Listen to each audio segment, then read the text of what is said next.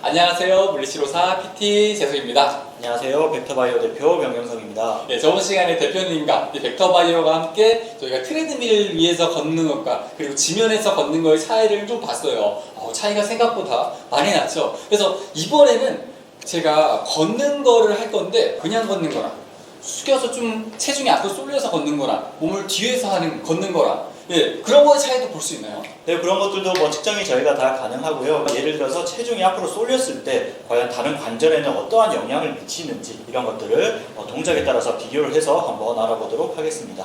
체중이 앞으로 쏠렸을 때 뒤로 했을 때, 그러니까 상하체의 각도에 따라서 체중 쏠리는 거에 따라서 측정할 수 있는 것들 한번 비교해서 어떤 것들이 좋은지, 허리, 무릎 이런 데 부담이 안 가고 건강한 정말 좋은 걷기는 어떤 건지 같이 실험 확인해 보겠습니다.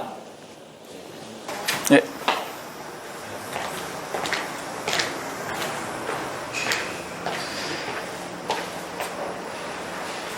제 실험 영상이 지금 날라가 있어요. 어떤 거였냐면은 걸을 때 그냥 우리 편하게 걷는 거 있죠. 앞으로 편하게. 데이터 값은 그때 측정했었어요. 이렇게 편하게 걷는 거예요. 편하게 걷는 거와 그리고 몸통을 살짝 앞으로 숙여주는 겁니다. 현대인들이 엉덩이가 많이 빠지고 몸이 앞으로 살짝 숙여져 있어요. 이렇게 살짝 숙여서 걷는 거. 살짝 숙여가지고 체중이 앞으로 쏠리겠죠. 체중이 앞으로 쏠려가지고 숙여져 있는 거. 그리고 마지막으로 핵심, 오늘 영상의 포인트, 어깨를 골반보다 살짝 뒤로 가는, 아니 어깨가 뒤로 가는 게 아니라 골반이 살짝 앞으로 가면서 엉덩이가 나를 당겨주면서 몸통 살짝 뒤로 갈 수 있게. 몸통이 뒤로 가는 게 아니라 엉덩이가 앞으로 가니까 상대적으로 몸통이 뒤로 가는 거예요. 그러면서 걸을 때 이렇게 엉덩이가 나를 끌고 갔을 때 무릎의 부담이라든지 엉덩이 사용이라든지 이런 것들이 좀 어떻게 잘 될까?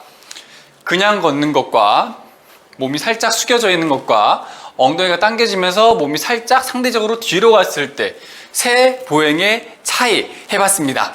이제 결과 한번 보러 가볼까요? 저희가 지금 실험을 또 과거에 해가지고 오늘 다시 또 통계를 이렇게 돌려가지고 선생님이 지금 데이터로 만들어 주셨습니다. 저희 대표님이. 지금 걷는 게 세 개가 움직이고 있네요. 저희가 아까 이거 실험 어떤 거 한 거냐면은 이번에는 그냥 편하게 걸었을 때랑 이 가운데입니다. 그리고 이쪽에 있는 앞으로 몸이 살짝 쏠렸을 때 많은 분들이 체중이 앞으로 쏠려요. 제가 따로 또 영상을 또 만들 건데 체중이 앞으로 쏠리는 분이 굉장히 많습니다. 특히 무릎 아프신 분들이 많이 그런 분들이 많은데 체중이 앞으로 쏠렸을 때 그리고 정상적으로 걸었을 때 그리고 체중을 뒤로 쏠렸을 때 그것도 영상을 또 제가 만들 거예요. 제가 체중 뒤로 쏠리는 거는 병원에서는 제가 많이는 해요. 근데 아직 따로 영상을 만들지 못했는데 만들어 드릴 거거든요. 한번 설명을 그림 부탁드릴까요?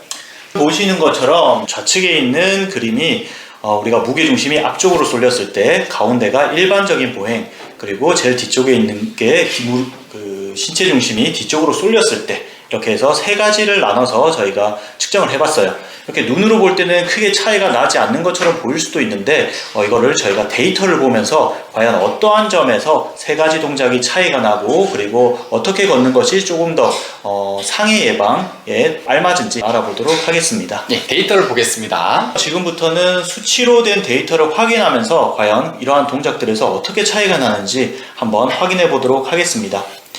일단 파란색으로 나타나 있는 그래프는 몸통이 앞쪽으로 약간 기울어졌을 때 나타난 데이터를 의미하고요. 주황색은 뒤쪽으로, 몸통이 뒤쪽으로 쏠렸을 때 나타난 데이터를 의미합니다. 일단 좌측에 있는 그래프는 무릎 관절 가동 범위가 어떻게 달라지는지 한번 확인을 해봤어요. 그래서 앞쪽으로 쏠렸을 때는 무릎의 관절 가동 범위가 약 61도 정도 나왔고 뒤쪽으로 쏠렸을 때는 약 68도 정도가 나왔습니다. 그래서 앞쪽으로 쏠렸을 때 무릎 관절을 많이 활용 못하는 보행 동작이다 이렇게 평가를 할 수가 있겠고요. 그리고 우측에 보이는 그래프 같은 경우는 우리가 몸통의 가동 범위가 어떻게 달라지는가를 지금 확인을 해봤어요.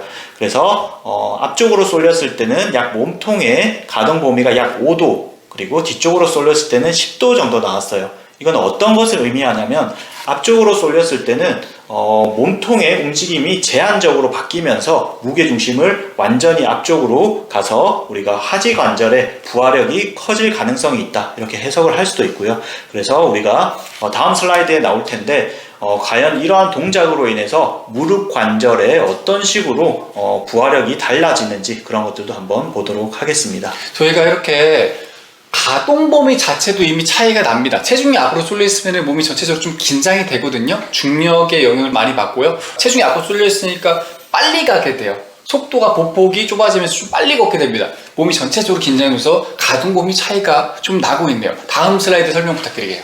네, 지금 보는 슬라이드 같은 경우는 우리가 몸통이 쏠려 있는 정도와 그리고 무릎 관절에 부하되는 부하력에 대한 상관관계를 한번 봤습니다. 그래서 이쪽 우측으로 갈수록 우리가 몸통이 앞쪽으로 쏠려 있다는 것을 의미하고요. 그리고 위쪽으로 갈수록 무릎 관절에 부하되는 부하력이 컸다, 이런 의미로 받아들일 수가 있겠습니다. 그래서 지금 여기 잘 보이시는지는 잘 모르겠는데, 여기 보시면 제일 상단 부분에 위치하고 있는 이 부분이 우리가 앞쪽으로 몸통이 기울어졌을 때 무릎 관절 부하도 상당히 크다는 것을 알 수가 있어요. 이것은 제가 이전 슬라이드에서 설명드렸던 것처럼 몸통의 움직임이 제한이 되면서 몸통이 앞쪽으로 쏠리게 되겠죠. 앞쪽으로 쏠리게 되면 그 부하를 그대로 무릎에 가져다 주게 됩니다. 그렇기 때문에 우리가 보행을 할 때는 무게중심을 약간 뒤쪽으로 빼면서 발이 앞쪽으로 이렇게 뻗었을 때 무릎에 부하되는 부하력을 줄이는 그런 보행 전략, 보행 방법을 선택을 해야 될 것 같습니다. 지금 데이터로도 정확하게 잘 나와 있죠. 그래서 우리가 일반적인 보행을 할 때는 이런 식으로 무릎에 부하되는 부하량이 작은 것으로 나타났어요. 그래서 우리는 이런 것들을 반복적으로 지속하게 되면 무릎 관절에 분명히 많은 부하력이 발생을 할 거고 무릎 관절이 손상이 될 가능성이 크다, 이렇게 이야기를 할 수가 있겠습니다. 제가 저번에 영상 중에 힐게이트, 뒤꿈치로 걷기 영상이 있어요. 여기서 보면은 그 표에서 생각보다 뒤꿈치로 걷는 게 저희가 무릎 부담이 좀 높거든요. 근데 이게 무릎 부담이 될 수밖에 없는 게 뒤꿈치를 들면서 걸으면 체중이 뒤로 오기는 하지만 얘가 충격 흡수라든지 움직임의 제한은 이미 긴장돼 있으니까 움직임의 제한이 많이 생깁니다. 그래서 여기 있는 힐게이트, 뒤꿈치로 걷는 거라든지 그리고 포스테리어, 몸을 뒤로 하는 것도 정상적으로 걷는 것보다 무릎에 부담을 줍니다. 특히 뒤꿈치로 걷기 같은 경우는 좀 많이 주고요.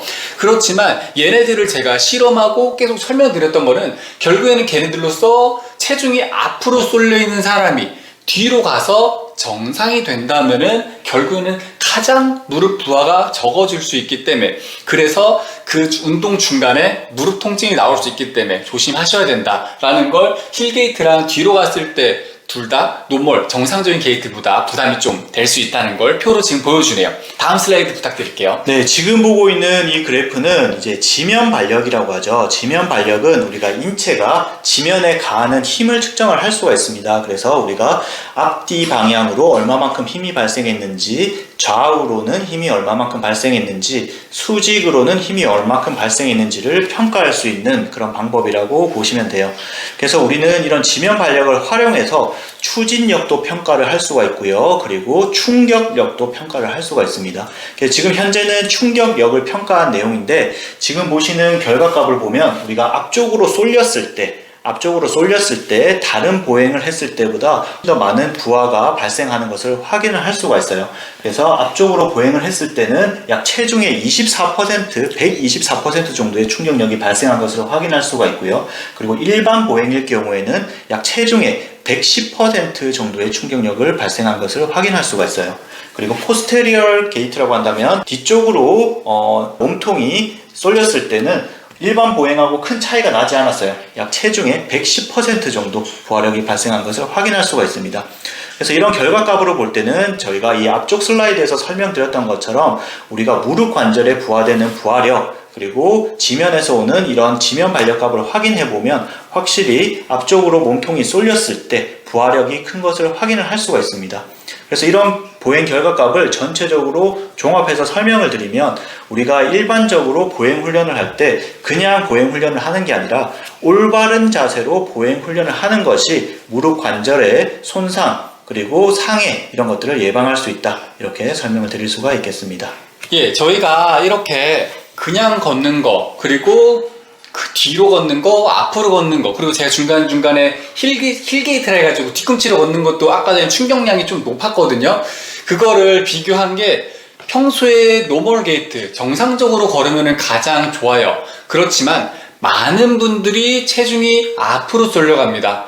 종아리가 짧아지고요, 골반 앞에 근육이 짧아지고요, 등 근육이 약해지면서 몸통이 거북이처럼, 거북목이 있죠, 구분등, 그런 분들, 그런 많은 이유로 많은 분들이 발끝에 힘이 들어가고 체중이 앞으로 많이 쏠려서 걸어요. 그래서 그걸 막기 위해서는 그냥 걷는다고 하면은 앞으로 쏠릴 수밖에 없어요. 그렇기 때문에 뒤로 살짝 해주는 거라든지 아니면은 뒤꿈치로 걷는 거라든지. 근데 사실 뒤꿈치로 걷는 거 같은 경우에는 자세를 잘 맞아야지 잘 안 단다면은 아까처럼 충격량이 많아질 수 있고 무릎에 부담을 줄 수 있으니까 뒤로 걷는 거는 안전하게 할 수 있을 것 같아요. 그래서 세 가지를 이렇게 분석을 선생님 대표님께서 해주셨는데 대표님은 평소에 좀 어떻게 걸으세요? 저도 이렇게 설명은 하고 있지만 올바르게 걷지는 못하고 있는 것 같아요. 그래서 제가 PT 재성님께 걷는 방법을 배워야 될 것 같습니다. 일반적으로 이렇게 분석해 주시는 분들이 조금 더 자세가 이상합니다. 그래서 저도 직접 측정을 해보고 이런 측정된 그 결과값을 바탕으로 해서 근거 기반으로 해서 트레이닝을 적용하고 그리고 이런 훈련을 하면 조금 더 좋은 동작으로 유도가 되지 않을까 이렇게 생각합니다. 네, 저희 오늘 이렇게 벡터바이오 대표님과 함께 근거를 만들기 위해 영상을 계속 촬영을 같이 함께 하려고 합니다. 각도 재고, 모션들 이렇게 캡처하면서 그리고 근전도 같은 것도 확인하고 하려고 계속 하고 있어요. 함께 좋은 영상 만들려고 하고 있습니다. 오늘 함께 해주신 벡터바이오 대표님 감사합니다. 네, 수고하셨습니다. 네, 오늘 영상 이렇게 마무리할게요. 영상이 마음에 드신 분은 좋아요와 구독 그리고 알람까지 부탁드릴게요. 벡터바이오 분들도 같이 파이팅 해주실게요. 예, 모두 건강하세요. 안녕. 고생하셨습니다.